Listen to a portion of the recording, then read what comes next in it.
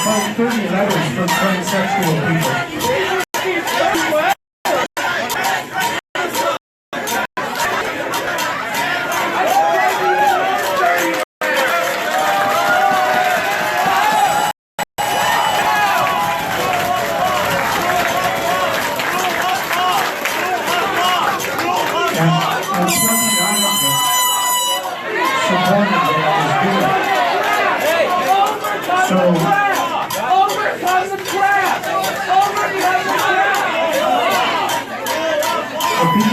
Some of the people whose voices are not being heard today are actually members of the transsexual community that happen to agree with me. Actual trans person speaking on behalf of trans people. Stop this. No speech for transphobic bigots. It's actually the case that a single transsexual person can't speak for transsexual people, no more than a single white person can speak for white people. So you have a platform for free speech. No free speech for transphobic bigots. There's absolutely no reason to Shame on assume. Jordan Peterson and a shame on Overcome the Gap for providing Peterson a platform. But the activists who are performing in this room are representative of any of the communities that they purport to represent. They have no legitimate representation whatsoever.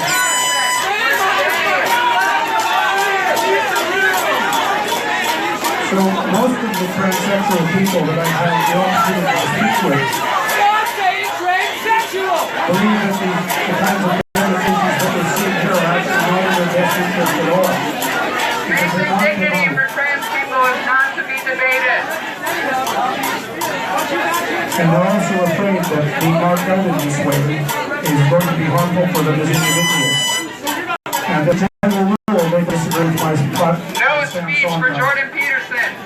I won't trust his cis voice on trans rights. Cis voices are not a proxy for trans people's speech. So one of the things that I would ask all of you in this room is to think hard before Fight you for trans liberation. Do not listen to Jordan Peterson and his transphobic bigotry. activists act for the groups that they purport to represent, because they don't. They have no legitimacy. No speech for Jordan Peterson.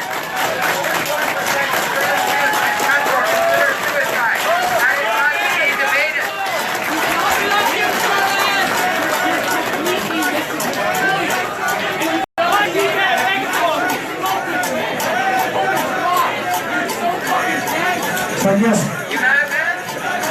No debate or conversation of transphobic bigots. How are we going to have progressive discourse on trans people when we shut down opposing viewpoints? And please vote for it. With your megaphone. I find it also quite disturbing that one of the things Shame on Jordan Peterson.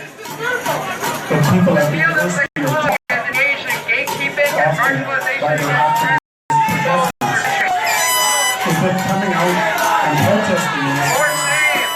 actually constitutes a moral thing to do. Because it's super easy. Trans people do not need to debate their basic dignities. Trans people do not need to debate their well-being. And part of the reason that I've been talking about individual responsibility while going all the way through this is because this is absolutely pathetic. You know?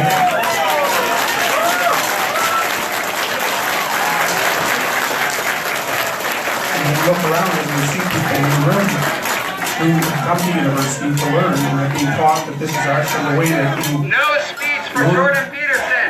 your political Jordan agenda Peterson forward is a known transphobe with a history of denying the fundamental humanity of trans and non-binary people. incomprehensible to me. 41% of trans youth have attempted or considered suicide, providing a platform for bigotry of vulnerable students at the university to not care for their own safety.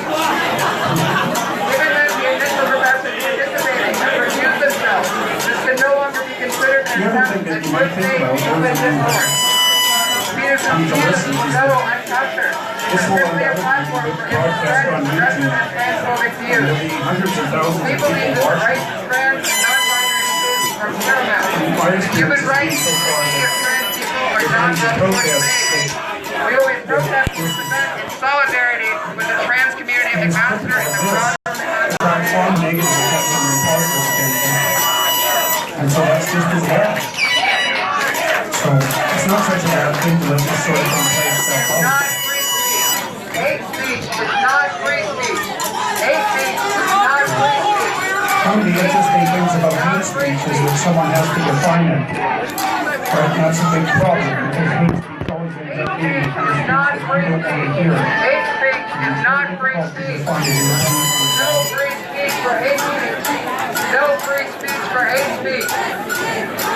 I also think that when you watch people who are really ideologically possessed protest, mostly what you hear For is shame on Jordan Peterson.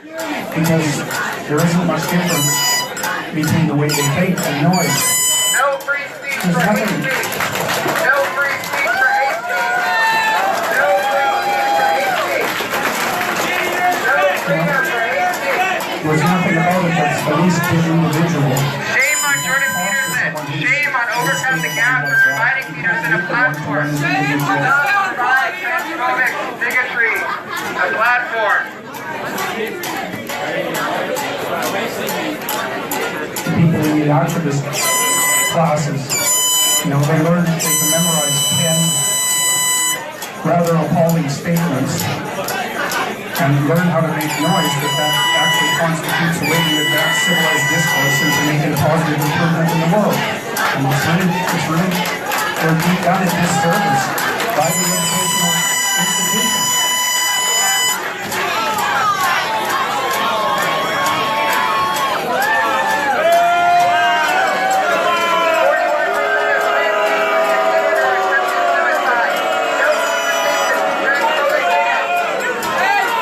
So the other thing I would really recommend too is like keep your head. There's absolutely no reason to get upset about any of this, right? It doesn't matter. I've had lots of chance to speak on. I'm not in any danger of being silenced. You are not attracting your trans people's voices.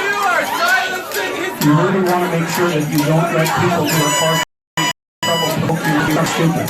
It's a big mistake.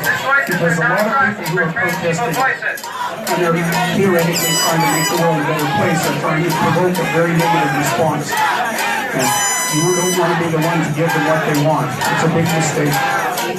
You know, when I was... No freedom for hate speech. No freedom for hate speech. When I was at the free speech rally in Toronto, you know, a lot of people have watched that online now. And it got pretty tense. And if anybody that was there to promote free speech had made a mistake and done something aggressive or violent and had it been filmed and broadcast on YouTube, all of this would turn out very differently. And so when you're in a tense situation like this, you really have to watch what you do because what you do can be magnified greatly and cause a rippling effect out into the broader society. And you don't want to be. Yes, you're in that trouble. You don't want to be the person who brings that about. 41% of trans youth attempt or consider suicide. No freedom at all. No freedom. No freedom at all. No freedom. I guess part of the question too is what do these people think they're protesting? You know, because the name calling and so forth doesn't really have much effect on me because I don't regard it as even remotely true. First of all, they're very careless with their use of words. This is where we draw the line. This is where we draw the line. This is where we draw the line. This is where we draw the line. This is where we draw the line. This is where we draw the line. This is where we draw the line. This is where we draw the line. This is where we draw the line. This is where we draw the line. This is where we draw the line. This is where we draw the line. This is where we draw the line. This is where we draw the line. This is where we draw the line. This is where we draw the line. This is where we draw the line. This is where we draw the line. Free speech! Free speech! Free speech!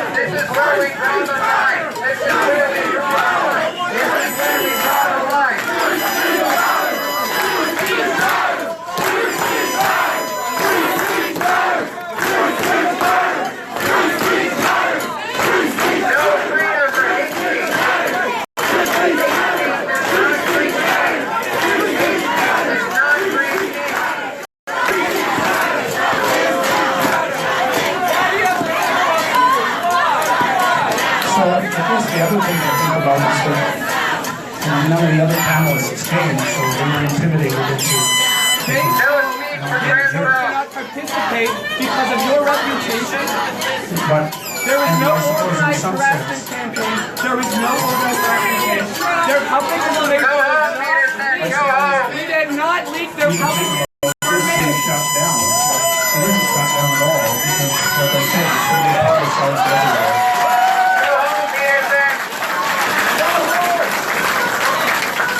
So, just by sitting here and acting peacefully, probably doesn't than you could do any other day. That seems like a perfectly reasonable thing to do.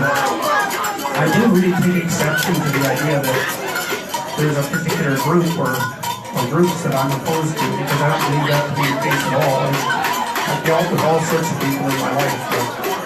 No speech for hate speech. He's saying that he doesn't oppose the group. Listen to him. He loves you. We will not turn to transphobic bigots. They're not being confused for someone they hate. And the question is, who do they hate? Right? That's really the question. And also, why? And that's also something I'm trying to figure out. No freedom for hate speech. Transphobic bigotry is hate speech.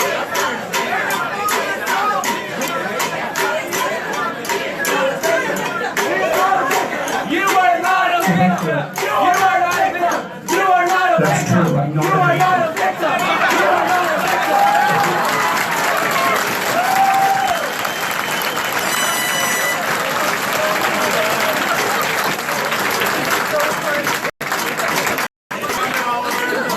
Yeah, you know, one thing I do know from what I've studied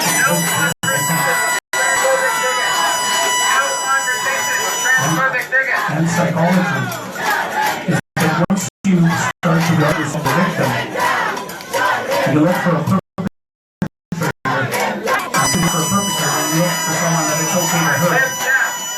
It's really not a good thing. I had a student who toured the masquerade camps in Eastern Europe with the UN. She was there during the breakup of Yugoslavia. She made a lengthy article on precursors to genocide. I told them to call him. I think this one. I told them to call him. Like, I don't know why they're not just standing there. I don't know why they're just standing there. The identification of part of the population as victims, and the identification of another part of the population as perpetrators. Because as soon as you divide the world into victims and perpetrators, you can allow the parts of you that are darkness to come forward and parade around as if you're being virtuous. As you successfully identify what the evil is. One of the things I always try to teach my students is that if you're going to look for what's wrong with the world, you should start by looking at what's wrong with you. Right now,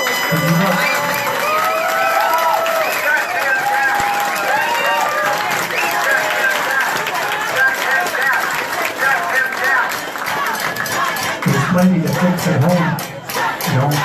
And the other thing I learned too about what you can do to try to make things better is just try working on the things that you have in control, under your control, right in front of you. You know, one of the things that's really nice about that is that if you're trying to fix things that in a kind of humble way, for yourself, for your family, you don't get to know a bunch of people and pretend that you're I know, but you know, I don't know what to talk.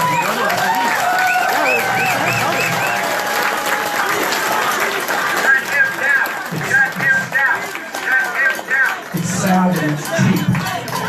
And it's sad because there are much better things to do. And it's cheap because it's a hell of a lot easier to do real work, you know?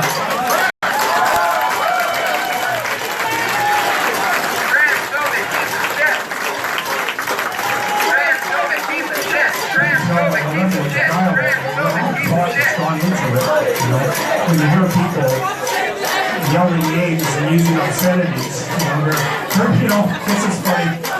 The part of your brain that you use to utter obscenities is the same part of the brain that monkeys use to signify the emergence of a predator in the wild. It's a completely different neurological circuit. And it's really primordial. And it comes out in... Hate speech kills. Shut him down. Shut him down. Shut him down. Shut him down.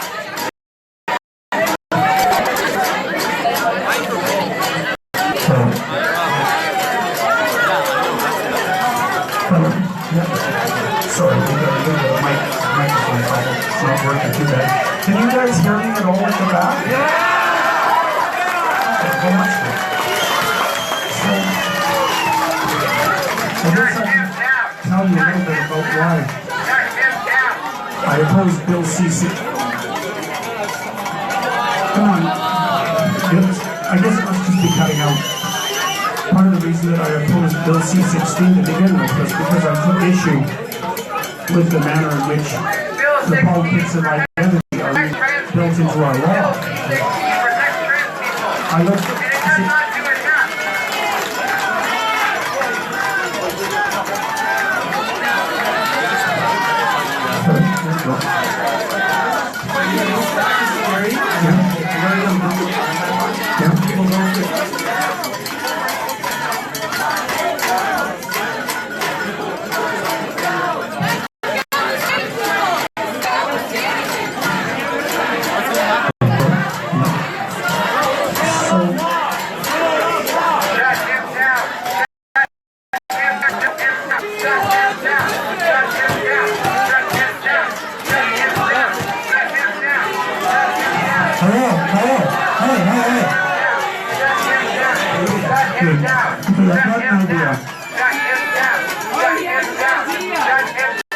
We're going to come in here and clear the room because everybody's standing on sides.